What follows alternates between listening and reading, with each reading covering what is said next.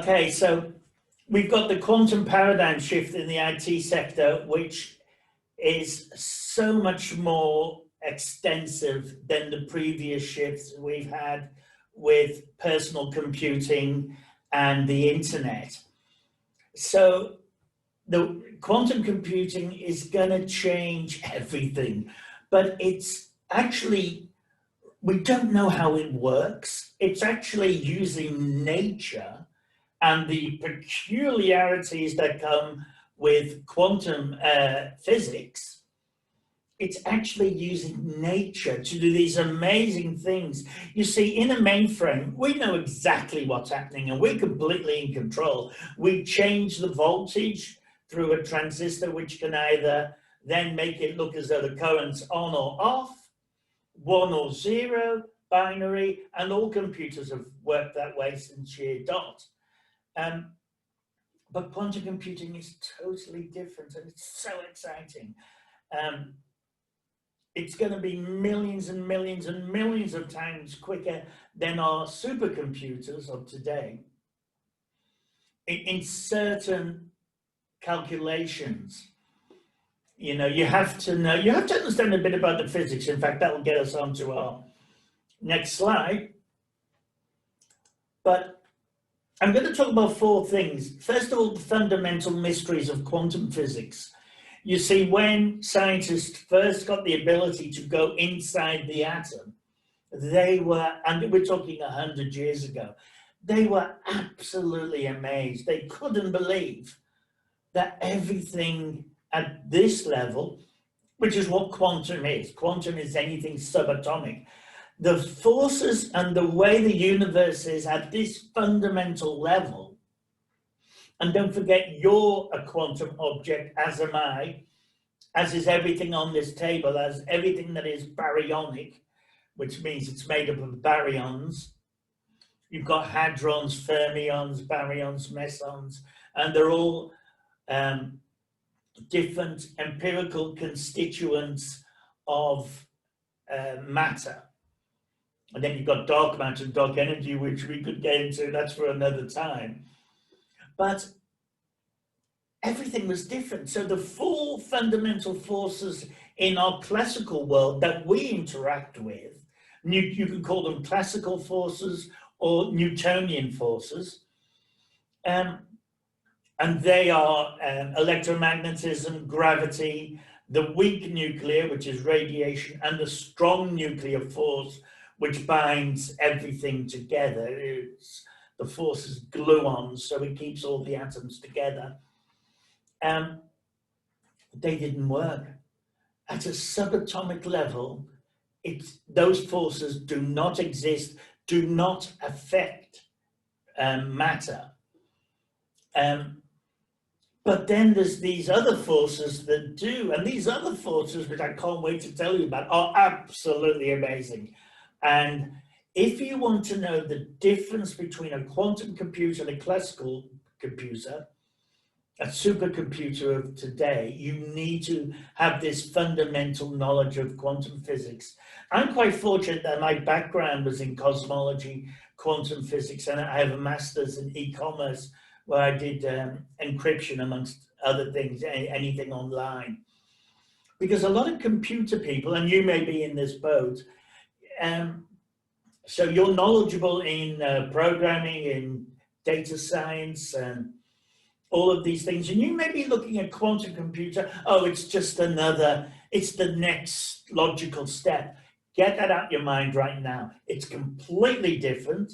Nothing that works on the classical mainframes of today will be able to work on the quantum computers.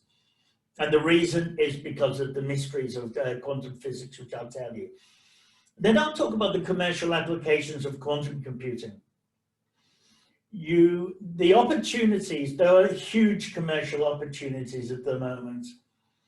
And there's lots of quantum development companies looking for PhD students or anybody knowledgeable in quantum algorithm writing, programming, quantum programming, basically. And there's not one bank on earth who's not looking at this. And there's not one large health organization that's not looking at this. And of course, every single high-tech company like Amazon, Google, Microsoft, IBM, Alibaba, they are all investing billions into these commercial applications. And then I'll talk about the comparison of quantum computing technologies. And that's interesting. Not all quantum computers are the same. They have a couple of categories, and they also, you basically have annealing, and I'll explain that at the time. And then you have quantum gate-based quantum computers, of which there are a number. And believe me, the race is on to get the right one, to get the right platform. And there's, I was going to say a dichotomy of opinion, but actually it's a quanticotomy of opinion about which technology is going to win the race, because there's about five or six leading technologies, and they operate in totally different ways, but they they basically work on the subatomic level. That's the key, because you need to be that small to get the forces involved. And then I'm going to do an 8-minute video, Introduction to Qiskit. Now, this is 100-mile-an-hour presentation just to take you from, Qiskit is the IBM quantum programming language. I could have used AWS or Microsoft's Q#. It doesn't really matter. They're all basically the same. Oh boy, I'll get killed for that. But I'm going to show you how you can log on to, in this case, how to log on to the IBM website and be up and playing, writing your own algorithms, very, very quickly. There's so much information on this that all you have to do is a few searches, and I can help you there. I'm not doing a course on quantum programming because there are so many good ones out there. And IBM and Microsoft and Amazon Web Services, they all want you to start using theirs. So it's excellent. But look, let's get going. And what I'm going to do is talk about the fundamental mysteries of quantum physics. And believe me, this is the most interesting area of life, of study that you could ever get into. I recommend you spend a bit of time just understanding quantum physics, just to grasp the enormity of it and the fact that it's amazing and we're amazed and we still don't understand it. We may well have society controlled by quantum computers, and yet we don't know how they work. So it's amazing. But let me take you through these three forces. Now, please Google them, get onto YouTube. I use academia.com, where you can get academic papers on the, on every academic subject. It's wonderful, to be honest.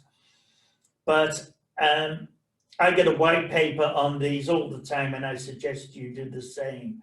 Or at least just look at the basic YouTubes and Wikipedia, and all of that is fine.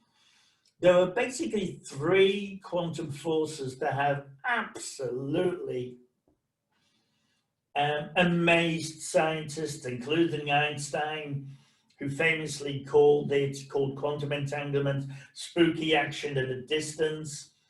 When it came to the whole of quantum physics, he said God doesn't play dice. He just couldn't understand it. He even wrote a paper in the 1930s, the EPR paradox, him and Einstein, Podolsky, and Rubin, EPR, proving that quantum entanglement was a load of rubbish, and scientists had gotten away with themselves. And that's the way people thought for 30 years. But then John Bell, an Irishman, Irish heritage, a good old Irishman in the 60s, proved that quantum entanglement did exist. So it's unbelievable. I'm going to explain them, but let me give you a quick overview of them. Superposition is this amazing thing where subatomic particles, you can't say where they are. You can't say it's here, there, or everywhere. Now, those of you who may remember their high school physics, you probably learned that the electron goes around the nucleus rather like the Earth goes around the sun. It drives me crazy because that is not the way it is. And we've known this for 100 years. It's not in a definite place. The subatomic particle, you cannot say where it is. It starts, or it all goes back to what's called the Werner Heisenberg did the Heisenberg's uncertainty principle, which says that you cannot know the momentum and the location of the subatomic particle. Whereas you can in the classical world. If I pick up a ball and throw it in the air, I can tell exactly where it will go if I know the mass of the ball, the weight of the ball, the force that I put in it, F equals ma, the acceleration I give it, the wind resistance. If I know all those things, I can tell you where it's going. With a subatomic particle, we have no idea. Well, we do have an idea. We have Schrodinger's equation. You may have heard of Schrodinger when it comes to Schrodinger's cat, which is a story, a fable to get people interested. The cat is dead and alive at the same time. And that's what superposition is saying. It's saying that the subatomic particle's not in a certain place. A bit of it is everywhere. And the amazing thing is we can work out over time where it will be, and we can work the probability of any state. But the important thing to know is that we cannot know where it is, and it's effectively everywhere. And the wonder of this is that in classical computing and all binary computing, as you guys will know, the reading can just be on or off, or 1 or 0. Well, because of superposition, we can now map, it can be 1 and 0 at the same time, and everything in between. There's a thing called, again, please Google this, Bloch sphere, B-L-O-C-H, sphere, and that will show you the exponential advantage that quantum computing can address as opposed to just the 1 and 0. Quantum entanglement, it's everybody, it's sexy physics at its best. Everybody loves it. You can get a subatomic particle, put it through what's called a BBO laser, doesn't matter how you get it, and you get 2 entangled particles. You can put 1 on the moon and 1 here. And don't forget, this is something that's a million times smaller than a speck of dust. Now, amazingly, the second you change the spin, the second you, the million nanosecond that you change the spin of the one on Earth, the one on the moon will change in the opposite direction at exactly the same time. No one knows how it happens. It happens every time. It's never failed. And China did it last year with an orbiting spacecraft called the Micius, M-I-C-I-U-S. So they had an entangled particle in a laboratory in China, one on the orbiter, orbiting the Earth. I don't know how many thousands of kilometers away it was. I suspect 15,000, something like that. And indeed, it worked absolutely fine. And then quantum tunneling is where a subatomic particle can actually walk through walls. What it actually does, it borrows energy from the future and enables it to go through walls, basically, and this is how bird migration is done. Now, these three things sound like science fiction, but they are real science. The thing about quantum physics is it tells you what happens all the time. It's indisputable. But then there are interpretations to say what's really going on. And it's true to say we almost have no idea. But in 1985, in the mid-80s, Richard Feynman, a wonderful theorist, said, look, we don't understand this stuff. We possibly never will. But we can harness it. We can build a computer out of this using these forces by using complex and imaginary numbers and very, very clever linear algebra and then other things. We can actually do it. And we've done it. And there's a thing called quantum supremacy, where a quantum computer can outperform the fastest digital computer on Earth, and it's already done it. There was a bit of cheating went on.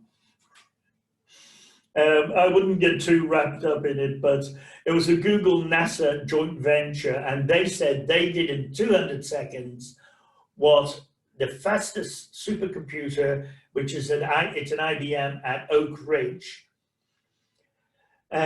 it would take that computer 10,000 years. And of course, the IBM supercomputer people didn't like that, and they wrote better code, and then they said they could do it in 2 days, and it's all been, yeah.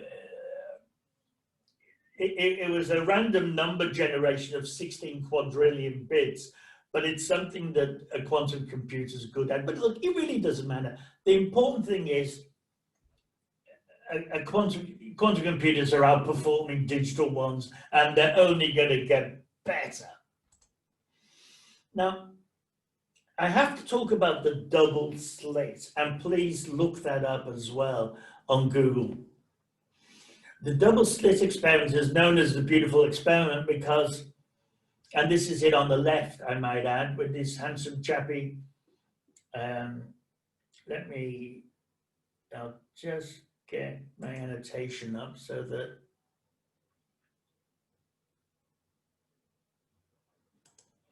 you can see. So on the left-hand side, the double slit experiment, this is Professor Thomas Young. And this is going back to 1801. Oh, sorry. Oh, dear. I have to clear everything now. Use the mouse.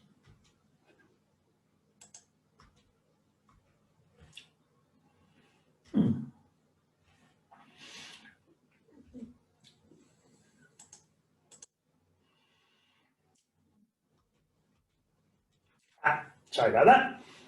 So this is going back to 1801. So what Thomas Young had to do, at that stage, we didn't know whether light was a wave or a particle. If it's a wave like sound, or a particle, like a bullet from a gun. And he devised an experiment where he had literally a slit of sunlight coming in through heavily shielded curtains, which came to this, I hope you can see my mouse, to a front screen which had 2 very, very tiny slits in it, nowhere near as big as that. That's for illustrative purposes. And then there was a back screen detector where, and this is the important thing to note, at the back detector, there are 2 patterns they could be: an interference pattern, which is what you'd expect from a wave. So imagine if I was pushing water through those 2 slits, the waves would come out, they would interfere with each other, and then they would hit the backboard with greatest intensity in the middle, and then multiple vertical lines, basically, and that's called an interference pattern. And then imagine with the 2 slits, if I had a machine gun and I was firing at the 2 slits, you'd expect it just to have 2 slits at the, or 2 vertical lines, not a interference pattern. And that's called a clump pattern. He did the experiment, there was an interference pattern at the back, and he said, hey, everybody, I've solved it. Light is a wave. And so it was for 100 years until this guy on the right, who you may know, wonderful Albert, he did an experiment. Now, by the way, he did this in 1912, so it's 110 years later. He did, people think, oh, was Einstein that good? He did 4 monumental experiments in 1912, which were accepted university science papers. And he actually, you know, one was the special theory of relativity, another was the Brownian motion, and then there was another one. But he also did the photoelectric effect, which I won't go into, but basically proved that light was a particle. And Einstein said, look, I'm not saying Thomas Young was wrong all those years ago. You know, we've done that experiment millions of times, and he was right. But I'm right as well. And cut a beautiful long story short, it introduced the theory of wave-particle duality. So with the double slit here, and I will have to get the annotation up here so that I can explain where I am. Well, what happened was science got that good that you could send one photon at a time, and the photon would travel, interfere with itself, and have an interference pattern. Now, Einstein thought that this was strange.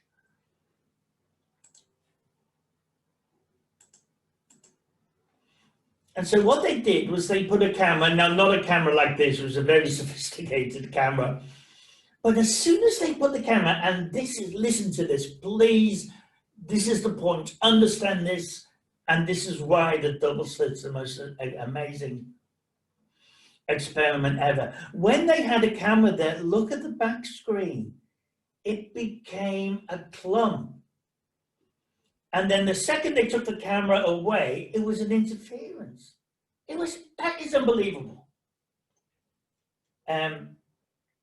You have a camera, it's a clump. You take the camera away and it's an interference pattern.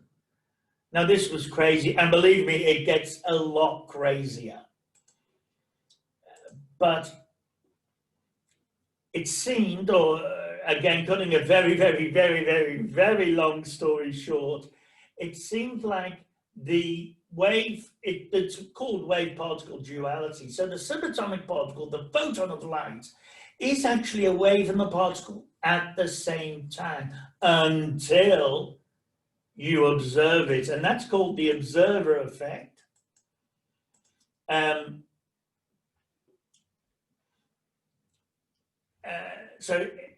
observe is the wrong word. Like when you measure it. This is why in quantum computing, you cannot measure the qubits. In quantum computing, with these computers that are millions and millions of times quicker than our mainframes, you actually can't copy and paste. Amazing, because if you, again, have a look here, the observer effect, as soon as you observe it, it collapses from a wave, it collapses from a superposition to a particle. Now that's amazing. Nothing else in the known universe does this. You know, if you look at something, you can look at it for 1,000,000 years and it's not going to change its empirical form. So it's absolutely amazing. And we still don't know why it happens. But as I say, we can map to the Bloch sphere, like the superposition, as if it was 1 or 0. Now, quantum entanglement is what I explained before. It's this non-locality. It's where there's this relationship between any entangled subatomic particle, that it's something that's a million, and by the way, I said the moon, it could be the other end of the universe, and somehow they act as if they are, you know, part of the same entity. It's like having an arm in China and a leg in Russia, and you're still the one person and move as if you were all in the one point. Isn't it amazing? But again, from a quantum computing perspective, it means that we can map to the superposition. So we've got, instead of just having on and off, we've got on and off and millions of mappable references in between, which we use linear algebra to move around. But not only that, once we've got 2 qubits, and qubit, you've got a bit in a digital computer, binary digits, and in a quantum computer, you've got a qubit, a quantum binary digit, although it's not binary.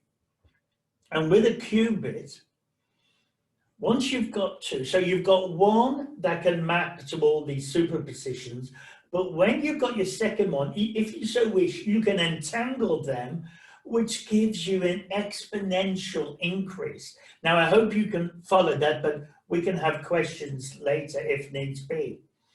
And then look, quantum tunneling, which actually we now believe neuroscience uses quantum tunneling.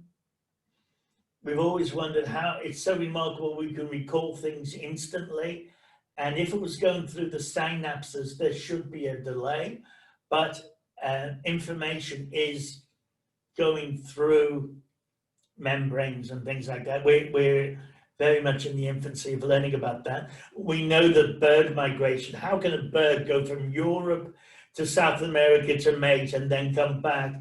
And how does it direct itself? We know that entanglement and tunneling is involved. And I'd like to say, you will all know Moore's law, where the power of a digital computer doubles every year. Quantum tunneling is bringing that to an end, even though it's almost at an end now, because we can only, we literally, with your mobile phones, etc., you literally have billions of transistors, circuits on the one chip. But now what's happening is that they're so small. Remember we said before it has to be on or off. So there's current there or there isn't current there. Now the current is actually, because it's going into a subatomic size, sometimes it's going through, walking through the walls, which means we're getting errors. So digital computers have their day, if you like. Now, look, I won't go through all of these, but the point of this is that people who are learning quantum computing learn these things on the left, but they don't really know why. I mean, as I say, the first one, the qubit collapses, once measured, the qubit will collapse to 0 or 1 with equal probability. And that's referring to collapsing the wave function, which we looked at in the double slit experiment. So no matter what computation you've done, all this huge, mind-blowing computation, you can't look at it. Or, because as soon as you look at it, it'll go to 1 or 0, and you won't know what it was before that second. It loses all of its information forever. Luckily, we, clever people, we've got around how that works, through things like entanglement. But hopefully that's giving you an idea of how mind-bogglingly fast it's going to be. Now, the important thing to know is that the fastest computer on Earth today is still linear, it's binary, and it's linear. The quantum computer is exponential. Now, what does that mean? Well, imagine, I'm going to ask you a quick question, so please, someone give an answer in the chat. Where's the chat? I can't even see it here. But what I'm going to ask you is how many different ways can you set 10 placements at a table. So if you've got a table, excuse me a second.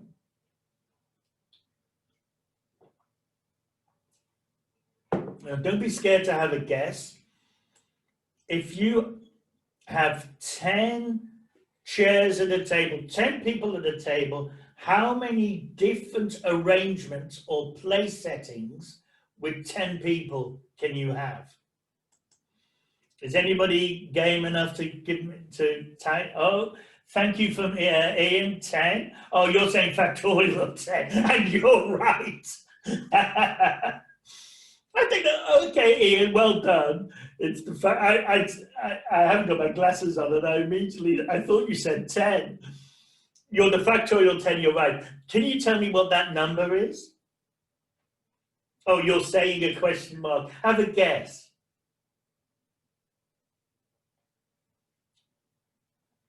It's huge. You are a coward, Ian. I shall remember that. Thank you very much for your guess. Well, you wasn't a guess, you were right. The answer is 3.6 million. There are 3.6 million ways of placing 10 people at a table. Now, is that or is that not amazing? So when we talk about, and I'll talk about this later, but when we talk about vaccines and how important quantum computing is going to be, and I've done 2 presentations on sequencing the genome and a vaccine for COVID-19. What happens is a vaccine is merely it's molecular, it's as everything in life, it's a transition of molecules. So you've got a malignant cell, and then you've got what's called a ligand, L-I-G-A-N-D. And what you've got to do, what scientists and biologists have to do is work out how the ligand can take away electrons from the malignant cell to make it not be malignant.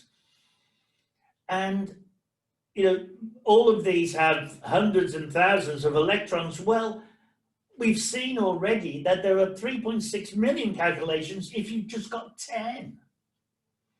There are, so everybody says, our vaccines are useless, and sometimes they're useless, sometimes they work. Well, the reason is because our fastest computers can only simulate them for a couple of minutes. It's like me asking you, what was a movie like when you only watch the first 2 minutes? And that's very real. But a quantum computer is exponential, so it will do it at the same time. Amazing stuff. Quantum computing will be, and by the way, quantum computing, there are quantum computers in the world today. I'll explain them later. And they are doing a fantastic job, but they're not pure. The problem with quantum computing is that for most of them, you have to get them down to the coldest point in the universe, 2 or 3 millikelvin above absolute freezing. The coldest point in the universe, including places that are nowhere near a sun. The coldest place is a good quiz question here. I've given you 2 good quiz questions. First one is, how many ways can you position 10 people at a table? And this one is, what's the coldest place in the universe? And it's at the bottom of a quantum computer. So the point that I'm telling you there is that the quantum computer is exceptionally fragile. So you need other qubits to double check on the original qubit. So we're nowhere near having a pure qubit at the moment. But it's getting better all the time. This is the block sphere that I was referring to before. And the takeout from this is just, with the fastest computer on Earth, since the first ever computer, all they can map to is, imagine this is a huge beach ball.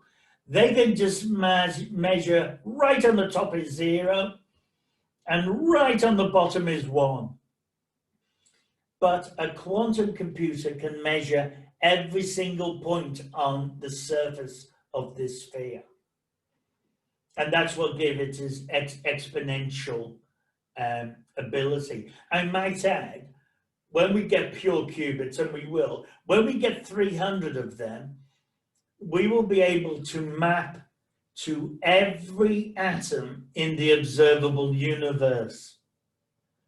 So we will be able to track molecular transformations in real time. Wow, matrix, It is amazing stuff.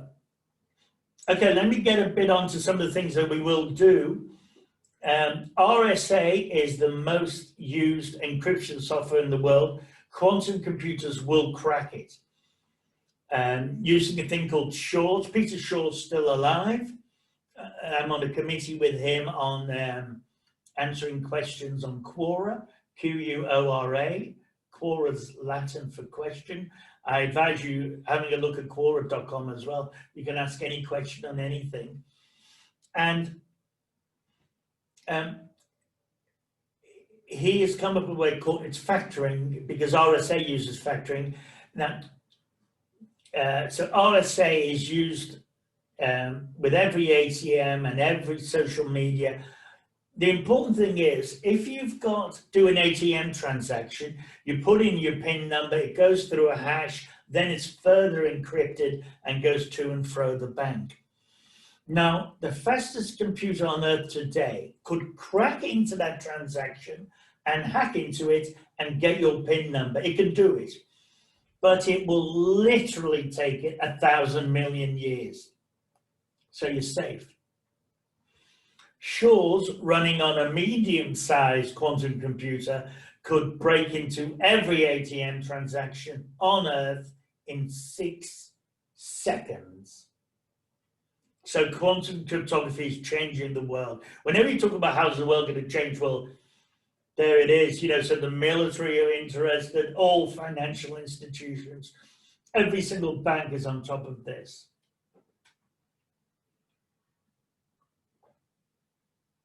Excuse me. We've got quantum machine learning and QAI. So artificial intelligence is now, no one says AI, it's always QAI, because the AI combined with the quantum computer is capable of, well, unbelievable things. You've got the quantum clouds already being tested in the University of Delft in Holland. And we've already done data teleportation, which is the teleportation of a subatomic particle in every shape, way, or form from one place to another, from Earth to the mothership, the Odysseus. It uses entanglement and cryptography. It is completely uncrackable. Now, I remember when I did my master's, which was just 20 years ago, in e-commerce, and the big talkers, would we ever have can you ever have a code that can't be decrypted? And the answer was always, no, you can't, because you, as a human calculations, whatever calculations you impart on the original cipher can be reversed, basically. So you can get clever and clever on it, but you can never have an uncrackable code. Now you can in the quantum world, because if somebody tries to intervene, they will collapse the wave function. So fundamentally, the actual qubit will, it'll go from, it will collapse. So 100% security. Now let's have a look at, I've got another 15 minutes left. So let's look at the commercial applications, and remember these two specific industries and then two techniques which will affect everything. So we've got the finance industry, the quantum chemistry, which is the health and well-being. Then we've got simulations and optimizations. So I've already mentioned Shor's, it's going to change everything, quantum cryptography, and also the portfolio optimization. Oh, sorry, that's down in optimization. We've got quantum chemistry, which is sequencing the genome like we've never done, personalized medicines and vaccines. The doctor knows your DNA, knows the ligand, and can simulate what will happen for each individual person. So medicine will change for everybody, because the vaccines and medicines, the same thing basically. When with a vaccine, we, sometimes it works, sometimes it doesn't, and sometimes it has adverse effects. But we can't simulate it. Again, remember, we're trying to explain a movie after 3 minutes. So we can't explain it. We don't know why it does and sometimes doesn't work, so it's amazing. Protein folding, so important in simulating in real time car batteries, EV batteries, as I've got here, and also the makeup of any organic fertilizer is a big one here, where we can now track, well, we can't now, but we will very soon be able to track in real time the amazing exponential. Remember the 10 people at a table and 10 electrons on a particular atom and molecule, and the different way they can be transferred. We'll be able to do that. Simulation, we'll be able to simulate quantum physics itself. And quite often people say, this happens in quantum physics, but what happens in the real world? Let's get one thing straight. The quantum world is the real world. We are an emergent existence from that world, but we are all quantum objects. We are made of quantum particles. We are made of particles that can do quantum entanglement. We'll be able to do simulations of the Big Bang and weather patterning. So you'll get the weather for your street rather than the suburb, and it'll be accurate. Quantum optimization, we've got automated traffic. Volkswagen are at the moment, it's okay having an electric vehicle that's autonomous, but if it's operating by itself, it's useless. If it, obviously I didn't mean that. It's not useless, but it's limited. Whereas if you can work together with all the autonomous vehicles in a city on a traffic system, on a traffic grid, you can then have a quantum computer will be able to optimize everybody's routes. There'll be no accidents, etc., etc., etc. Freight forwarding is another huge one. There's a thing called the knapsack problem, the traveling salesman problem, where you can optimize different parts of an equation to get the greatest benefit. And at the moment, we're sort of guessing, and I'm involved with a couple of companies that's doing actually freight forwarding. So it will have all the units that have to go on board, all the values of them, and it will work out how it should all be stored, saving millions and millions of dollars.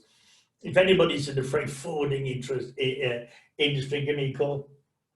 Military is obviously huge, and energy resource allocation. So what the grid is using to what it is producing, we can have a renewable energy grid that is immediately adapted to real-time usage. Fantastic stuff. Okay, so I'll take 8 minutes to describe this, and then I will show you the video of Qiskit, and then we'll have questions and answers. So it's all going great to time at the moment. Now, qubits are merely subatomic ways of describing a subatomic particle that's in superposition. And there's different ways of doing it. And the most popular at the moment is superconductive qubits. And Google, you see at the bottom, Google, IBM are using, I'll get the pointer up again. Well, I've got some questions. I'll get to those questions very shortly. But thank you for them. I'll take the spotlight. Now, you should be able to see where I am here. So Google, IBM are using superconductive qubits, and this is definitely the lead at the moment. The quantum supremacy was achieved with a 55 qubit superconducting system. And you don't really know, like superconducting is where it's, and this is why it has to be 2 millikelvin above freezing point, because you need to stop the atom. Resistance is just where atoms are colliding, and we need, so superconductive, signal excites the current into superposition states. So we can address them. It's absolutely wonderful stuff. We also then have trapped ion. Now, trapped ion is the domain of IonQ and Honeywell. Honeywell were a great, huge mainframe company in the 70s, 80s. Gone quiet since, but now they're back. And they have predicted far more in the near future by using ion traps, which goes in the orbital of electrons around the nucleus. So it gets the ground state and the valence, or the ground orbital and the valence orbital, and it can form qubits from that. They say in the next couple of years, they are going to leapfrog everybody. And I believe them. And it's, most technical companies believe them. Then we've got the topological qubit, and this, for me, is the most scalable at some stage in the future. When that will be, God knows. But Microsoft and Bell Labs are researching this. It's on a the beauty of this is that it's topological qubits exist on what's called the Majorana Fermion. And the Majorana Fermion, which was predicted in 1935 by Ettore Majorana, that it is a particle which is its own antiparticle. So in other way, you've got antimatter and matter, and the two can never touch. There's a particle that actually has both of those. So what does that mean? That means that the interference from the environment is almost going to be non-existent. So noise is the decoherence, is where qubits they decohere, and they lose their validity, which of course you can't have in the computer and calculations, because they interact with the environment. Now, Microsoft are no mugs, of course, and they have about, last time I checked, it was about half a dozen qubits. But at some stage in the future with the Majorana, they believe they're just gonna leapfrog everybody, leave everybody for dead, and it's very exciting. And then you have photonics, psi-quantum, and that is where it's basically done, optically through a photon. So that's very, very exciting too.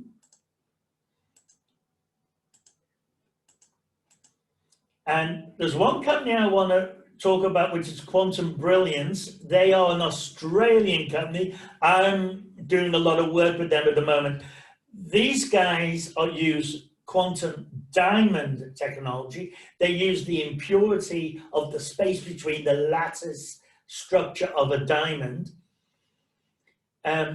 to create qubits. And the amazing thing is that this means they can do this at room temperature. It's a game changer. it means you can have a quantum computer in your phone, in your PC.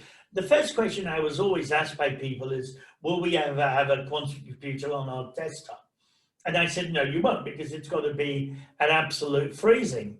Well, these guys in Quantum Brilliance, and they're working with the Palsy supercomputer group in WA, I'm in WA, and these guys are doing that, and they're great people to work with. And we're talking to many developers now, because QB are talking about shipping prototypes first quarter next year. It's mega huge. Please contact me about that. So now we're going to go to the intro Qiskit. So just give me a couple of seconds. What's the quickest way to get there? I might stop sharing and share again. Go to my screen. Oh, I'll not.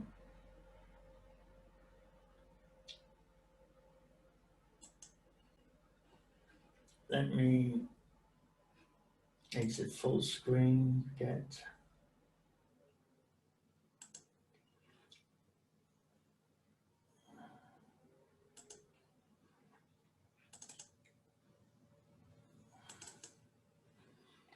Okay,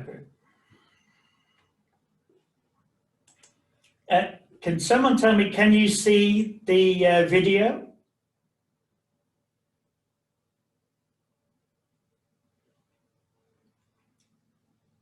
Not yet, Eamon. Great, thanks for whoever said that. What I need to do, this worked before. I think if I share my screen again.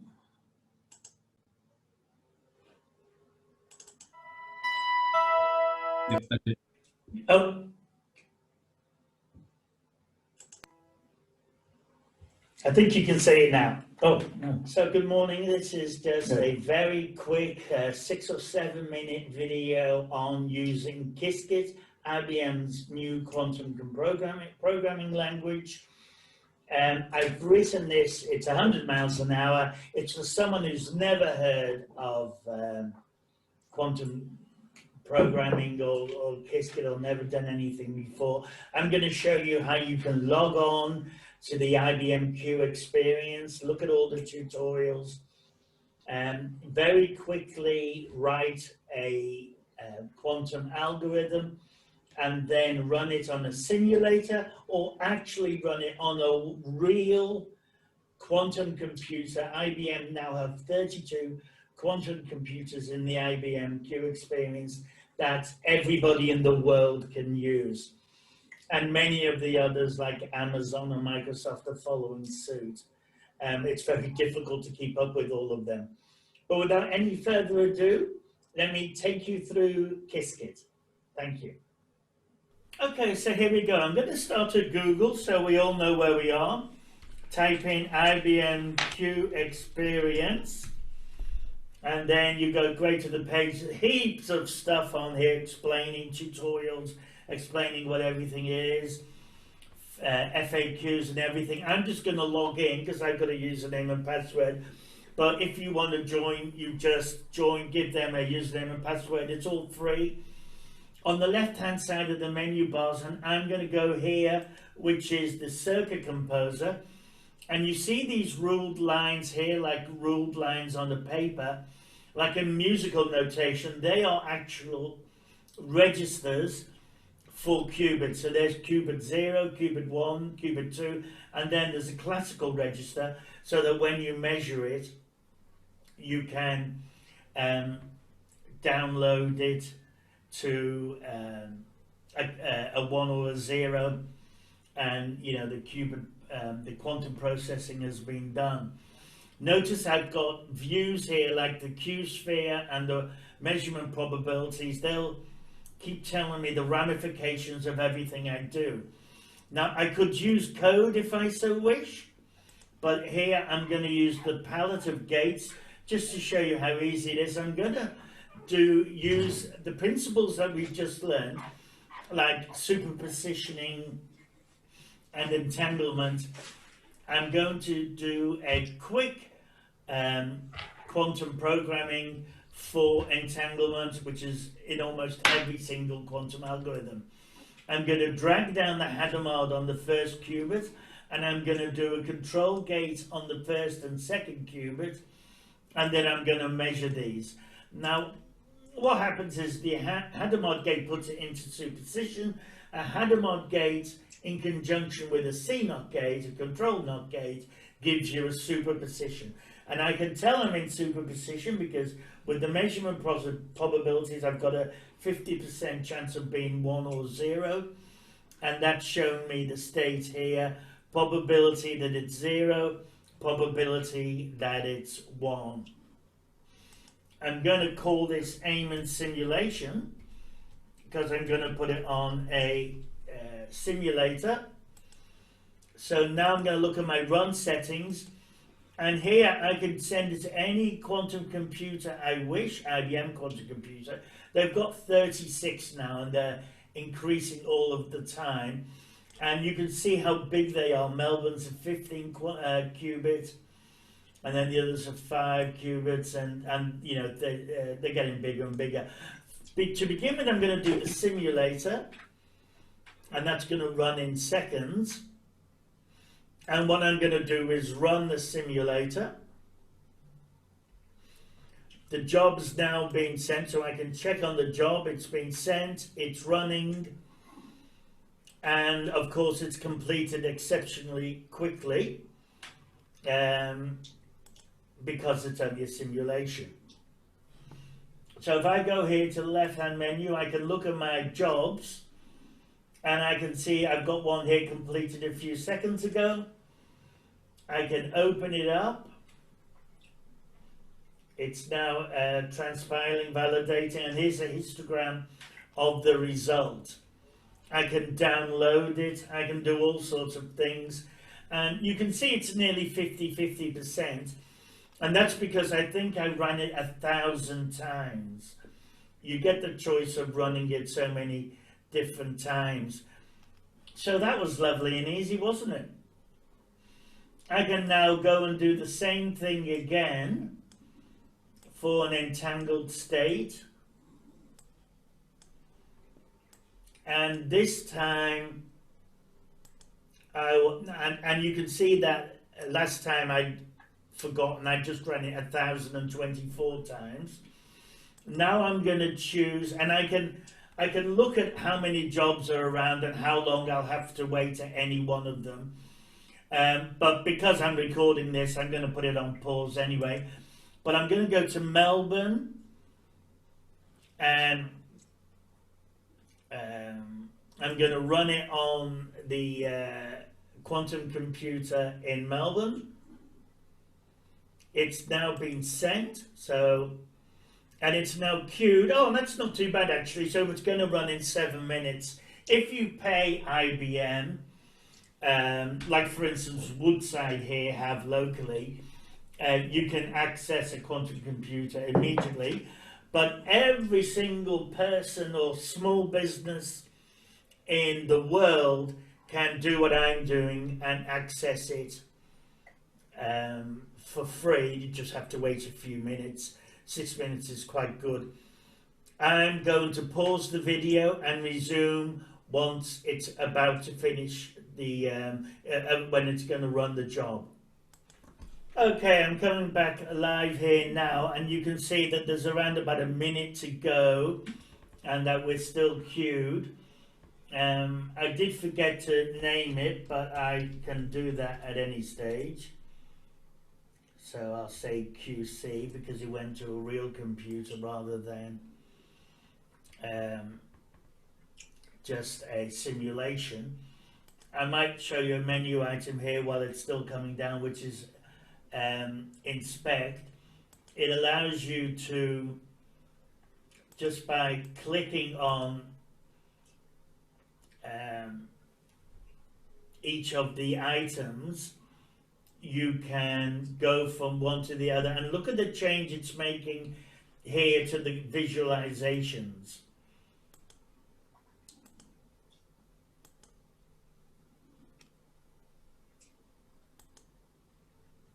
So that's it in its Hadamard state. And again, you can just click from one to the other. It's actually, you know, it is really very, very useful so that you know exactly where it is. Oh my God, it's gone up to 3 minutes. I'll have to pause you again. That obviously happens like in anything. I'll just pause you and be back in a minute. Okay, well, it's now completed, so you can see the back end, the IBM Q16 in Melbourne, and there's the provider. It was finished on August the 20th, completed, so I can now view it, and here it is here. So I've got 2 items, the other one I did. So I'll open it up. And here we can see, do you remember, for the perspicacious of you there, when I did a simulation, it was either all zeros or ones, and that's because of a simulation. Notice here, there are some, this is basically decoherence, noise. The whole problem with getting quantum computers off the ground now is that it interacts so delicately with the environment. The slightest bit of radiation and data is lost. That's why half the qubits are performing fault tolerance on the other qubits. But here we can see a little bit of noise. And I must admit, I've noticed that those percentages have been going down. So we've now seen how we can quickly do a program, a quantum program, and send it and get it produced on a real quantum computer and on a simulation.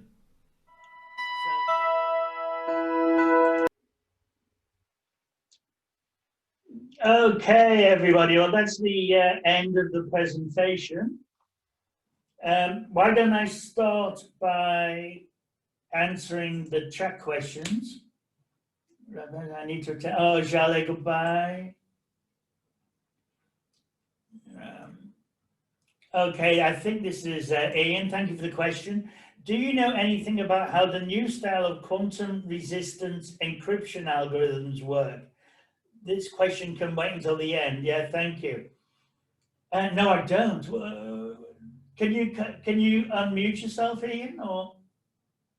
Yeah, sure. Hi, Eamon. How you doing? Oh, really well. Thank you for the great question. That's all right. Yeah, no, I've just heard, like I do a bit of cryptography, and it's just classical stuff, but there are mentions of quantum resistant algorithms out there, and I'm wondering if you had any idea how they worked, but they're too new to me, so I'm not sure if anyone else would know them. But. Yes, well, they're quantum.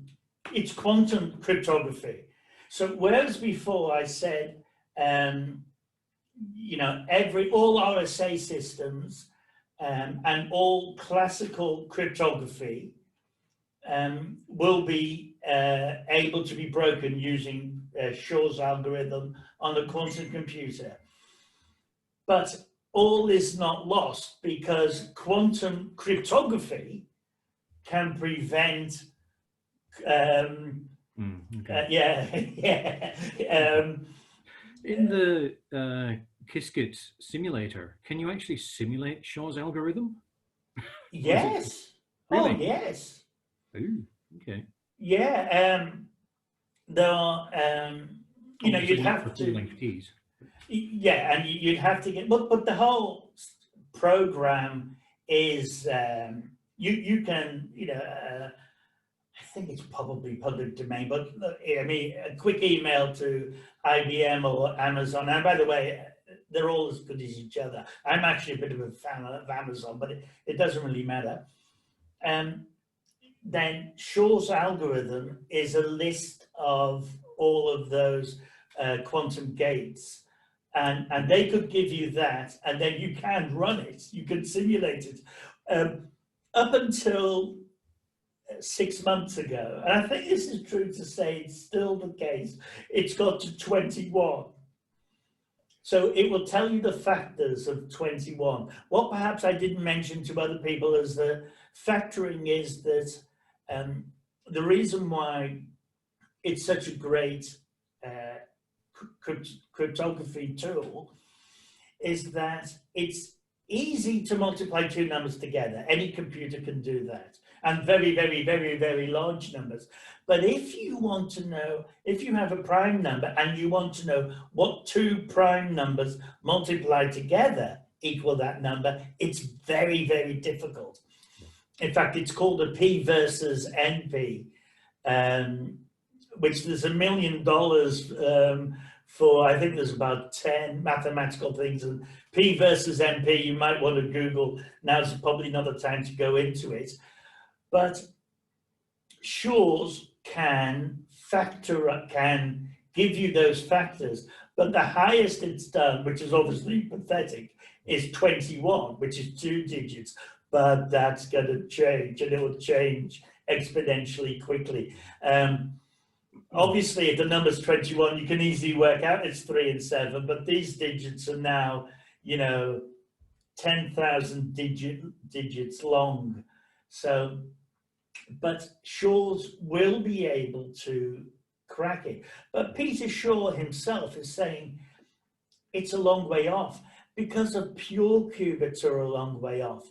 But there's something I didn't mention, which is called NISQ, which is noisy intermediate scale quantum computers. And they are working now. And there's quantum algorithms, there's QAOA, which is the quantum approximation, optimization algorithm, which software developers are doing. So even though if you talk to people in the industry, they will say, oh, quantum computing's a long way off, and they're right, they have a point.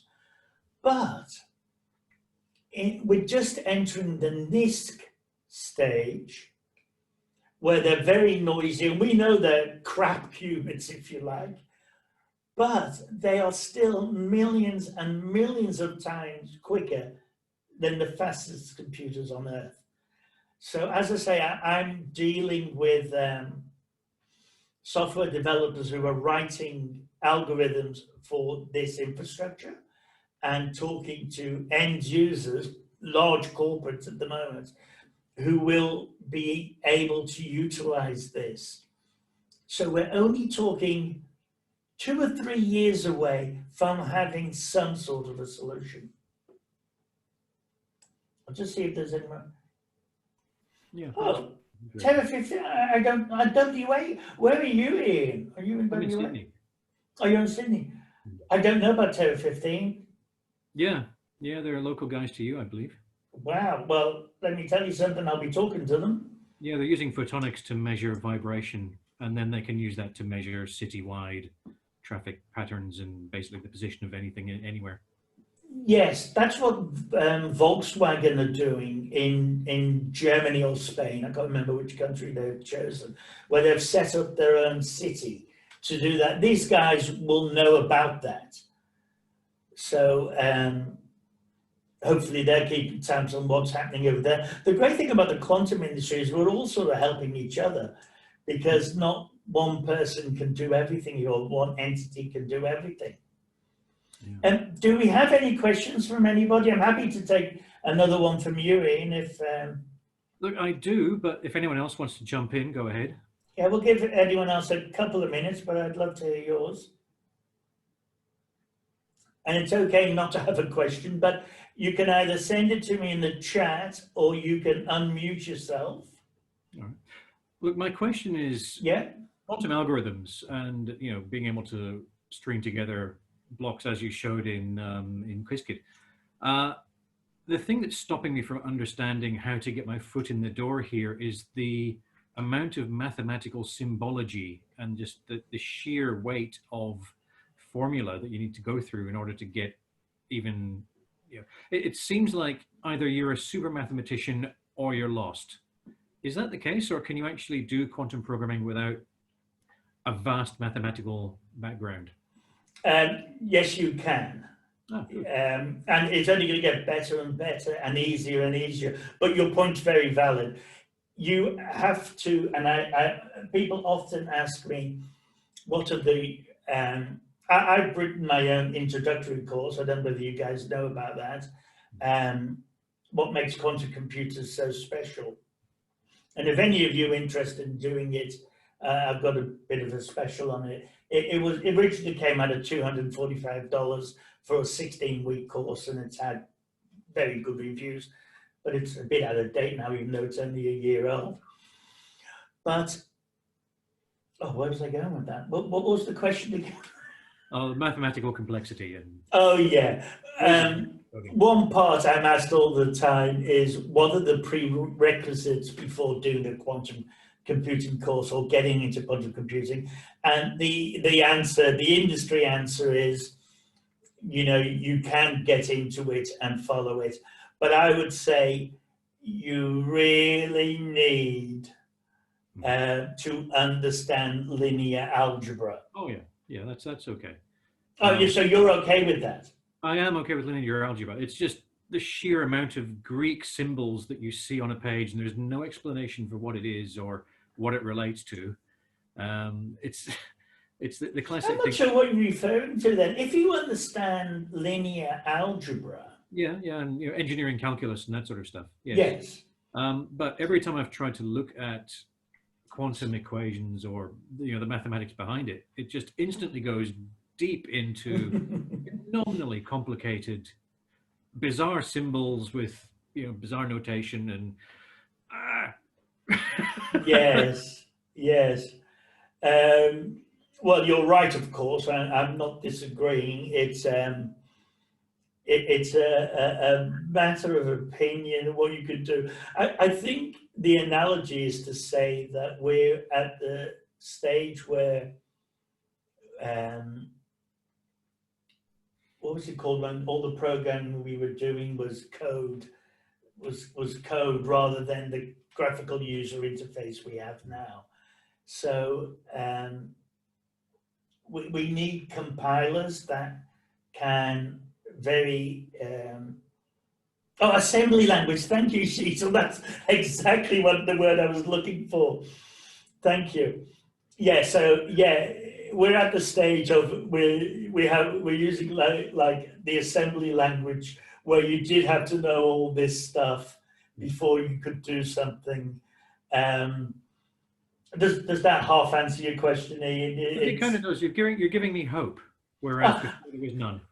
Yes, I hope so, because I think, and I'm not just saying it, of course, I think the real answer is that it's going to be okay and easy to use. You you do need to know a bit of quantum. You need to know, you're multi-talented. You need to know a bit of quantum physics. A lot of those symbols, I take it you're not referring to psi, like the wave function. Things like that, yes. I mean, I'm okay with semiconductor physics, but yes, the quantum stuff is just, it's like a different language of mathematics. And well, it is, yeah. Not there yet. I am going to give you hope, because I think once you just spend a bit of time on the myriad of courses that are out there on the notation, on the quantum physics, and spend a little bit of time understanding. I gave a very brief, obviously, overview of the double slit. Had you heard of the double slit? Oh yeah, absolutely. Yeah. Okay, have you heard of delayed choice quantum eraser? In different words, yes. I knew that observing changed the pattern. Yeah, the observer effect, that's the double. You want to look at the delayed choice, which actually proves that events that have already happened can be altered. because time doesn't exist in the quantum Okay. world. So, and that's all it does, it uses the double slit with entangled particles. I have on my website, which is quecquet.org.au, I have a presentation on the delayed choice. It's fantastic. And it's only 20 years old. It was only done 20 years ago. Hello, Ahashita. We're coming to the end. I don't know whether you know you're late, because it started at 5. Is it okay for me to interject and try and give an answer to Ian as well? Oh, please do. Please do. And you are? David Garvin. Oh, David, of course. Sorry, I didn't recognize you. Oh, well, David knows an awful lot more than I do. David, I didn't know you were there. Please answer the question. That's okay. Ian, I definitely think there's hope for you with an engineering type of training, if that's what you have. Yeah. I think the maths that's useful to have is linear algebra, as Eamon said. Yeah. Also a little bit of quantum physics type of knowledge, which you said you have. A bit of complex numbers, understanding complex numbers. And then the main problem is exactly what you said, that effectively it's the terminology that you read and see in the papers. But in my view, that it's just different notation for those topics I've just mentioned. And so you just need to be able to decode to know what the symbols mean in terms of linear algebra speak. Yeah. And then it's fairly straightforward. Do you know if there's something like a Rosetta Stone for this kind of thing? The best one I would suggest is, hang on, that's not working. Let me take off the virtual background here.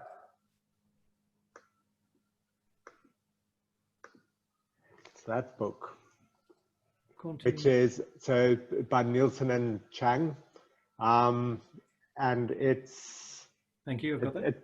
It's a well-known book in the quantum community.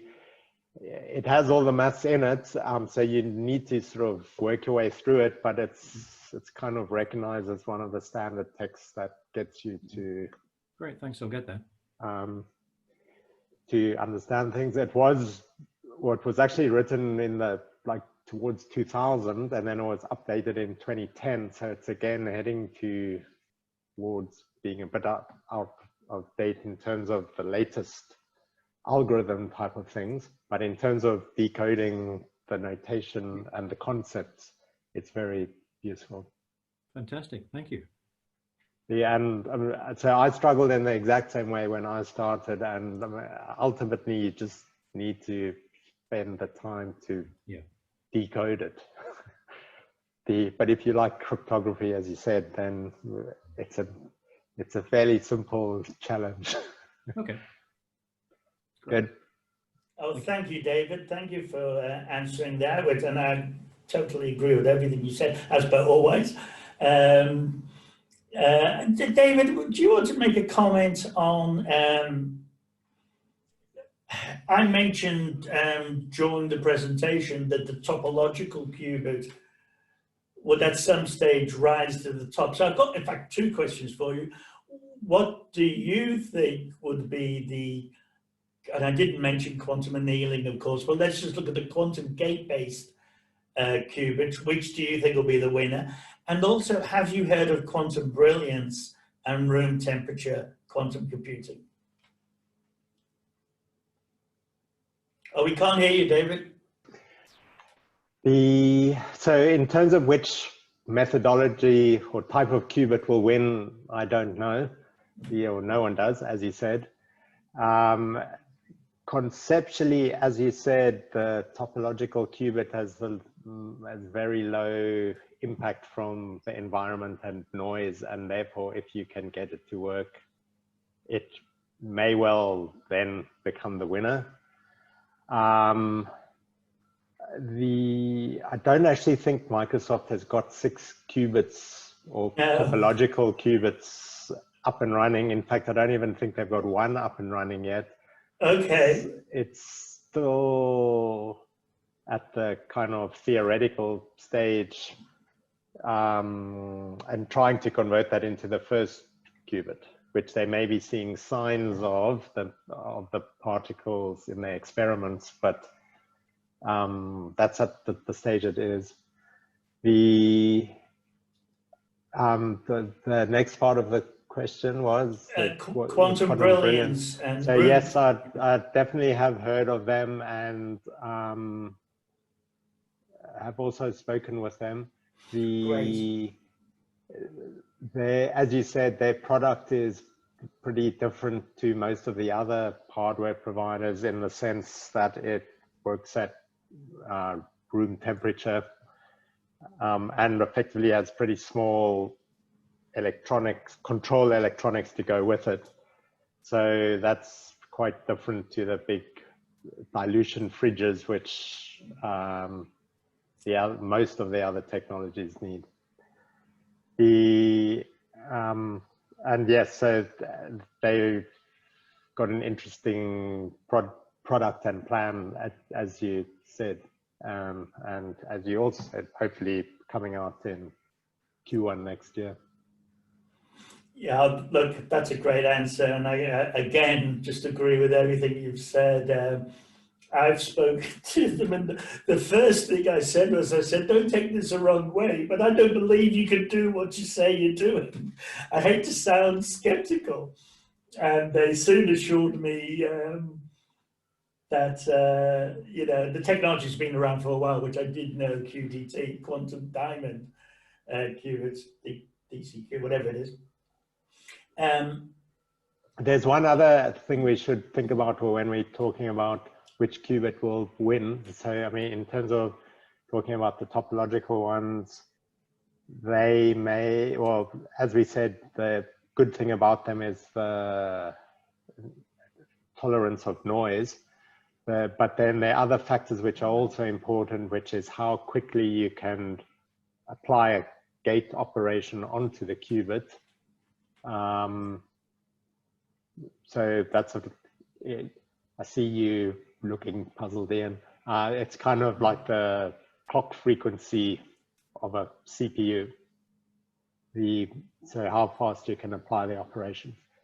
So that's also of importance. And then how you can entangle, how easy it is to entangle the qubits together, because the more that they are happy being isolated from the environment, the harder it is to control them to then apply their entangling effects, or so the 2 qubit type of operations. It doesn't change what I said earlier, as in conceptually, in the very long term, if they get them to work, that may well be a good answer, a good way of doing it. But I'm just pointing out the other metrics to look at as well. Thanks again, David. Now look, there's, I don't want to get too advanced. Are there any basic questions? I hate giving presentations where some people are completely lost, and I'm sure the last, our conversations there have lost certain people with, you know, discussion of topological qubits and ion trap and all of that. I really like to encourage people who are new to the industry that there's no such thing as a silly question. And yeah, so if anybody's got a question, please shout out. I've got one last question. Oh no, of course, Ian. Yeah, please. The questions here. Do you know if anybody's using polarized or polarizers in a quantum way? So if you have a vertically polarized light, horizontally, you block the light. Yes. But if you insert one at an angle between the two of them, something magically gets through. Yes, that's basically photonics. That's right to say, David, isn't it? So do you know, is anybody exploring that avenue to make a quantum computer? Yes, they are. Okay. And in my slide, and by the way, I'll give everybody, I'm using Meetup for the first time, but I'm sure I can give you a copy of the recording and the slides. But in one of the slides, remember where I had superconducting and ion trap and topological, on the right was photonics. Yeah, so that's what they were doing, was it? With the That's what they're doing. David, do you want to add to that? David's the expert here, I might add. Yeah, that's pretty spot on. So photonics is ways of doing it with light, and the way you apply gates is via various filters. So polarization is one of the ways that you can think of the qubits. There are some other ways you can do it with light as well, but that's definitely one of the standard ways, exactly because it's kind of what you taught in your first few years of physics. Yes, like I mentioned during the presentation, there are different ways to create a qubit, and different technologies, and the war is on to see who's going to win. And in fact, there's an awful lot of talk about that, ongoing talk about that in the quantum sector, and it's going to be very interesting, because if you can imagine, it's like the computer industry to date has always basically been the same technology. It's got quicker and more chips and more transistors, but it's binary and linear, and it's the same technology. So it was like one brand beating another brand. Whereas this is totally different, and whoever wins this war, and like David said, and hopefully I emphasized, is that we don't know who's going to win it and when they're going to win it. But when they do win it, that person, that entity is going to have all control. It's going to go bananas, and the other corporations. I mean, let's just compare Apple, IBM, Microsoft, and Amazon, and whoever you like. Yeah. One of them's just gonna be propelled forward into all of these solutions. And even though there's a little bit, another question I get asked a lot, by the way, and I'm sure David does too, is the horses for courses? Like, does certain technology favor certain applications? And it's becoming more evident that that does occur. And one thing I didn't mention before is quantum annealing, which is D-Wave. And D-Wave are a Canadian company that have gone gangbusters, if you like, that sort of creating computers for every man and his dog. And they use annealing, and annealing is totally different to quantum gates-based quantum applications. Annealing doesn't work through quantum gates, but it's very, very good at optimization. So it goes out and then manipulates a certain criteria, an oracle. And I don't know whether you guys have heard of Grover's algorithm. So you've got Shaw's and Grover's are the two real famous algorithms, and Grover's can find an entry in an unsorted database. So, it's sort of like finding a name in a telephone book, and it does it the square root of n quicker than any other computer can. And annealing is going to favor that type of solution. But the quantum gates is going to be pretty much the same. So it's just the technology is going to work better. So ion trap is going to be found that that works better than superconductor qubits and topological qubits, or the other way around. But their applications will work pretty much the same. So I hope that's given a bit of insight.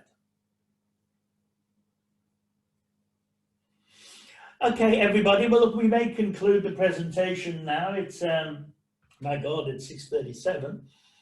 I hope you've all enjoyed yourself. Keep in touch. You're in the group now, so we can share information. Like Ian, feel free to contact David directly and vice versa, and anybody here. What I don't want is anybody to be left behind. So please feel free to email me and ask me questions, and let's all enjoy this fantastic paradigm shift. Thank you very much, everybody. Great stuff. Thanks, Eamon.